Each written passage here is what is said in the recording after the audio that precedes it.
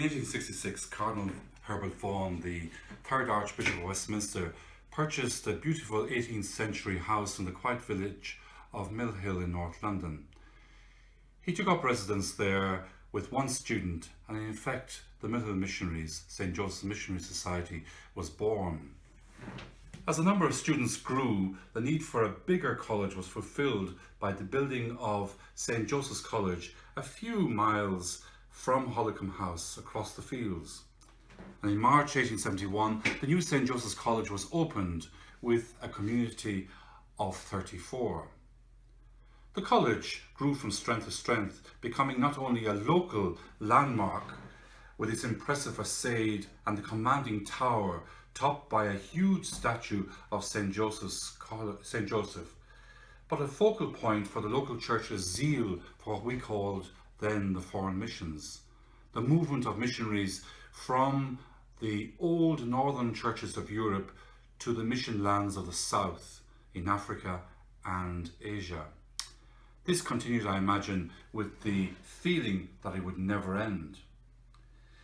But we all know the massive social, cultural, economic and accompanying ecclesiastical changes in the 1960s and the 1970s, which precipitated a radical change in our own Mill Hill society.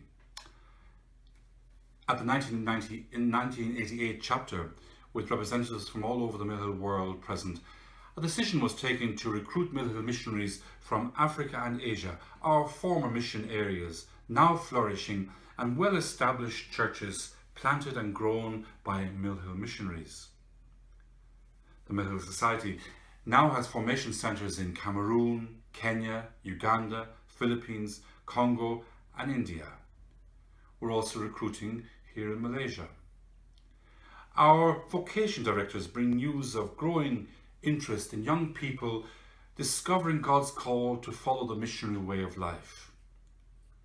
It is fitting today and during this year of Jubilee to allow ourselves some self-appreciation as a society for the work accomplished. We rejoice.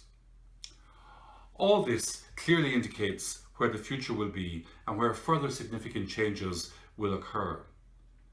Where change abounds, flexibility must abound even more.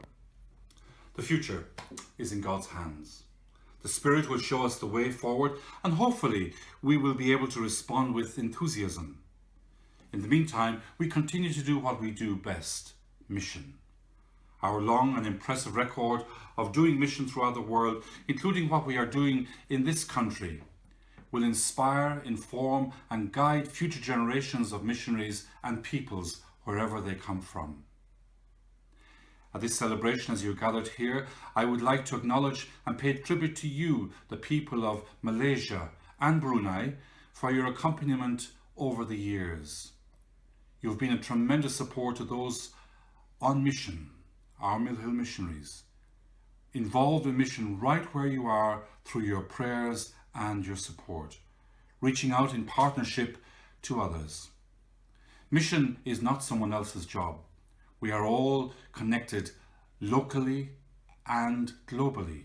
I like to call it locally, working together for mission and also working for a better world. Our Mill Hill charism to go to those most in need of God's grace, framed in a rich and colourful tradition begun in 1866, will continue long into the future by the help of God and with the support of you, God's people. Having served in Malaysia and Brunei for well over a century, we experience a church vibrant with a spiritual enthusiasm. For the Mill Hill missionaries, it has been a great privilege to be part of this small journey of the Acts of the Apostles.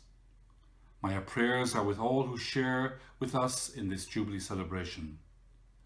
Our mission points us into the future, where it's God's greatest blessing is the blessing we are to each other. Amare et servire, to love and to serve, as in the past, so in the present, into the future. God bless you all.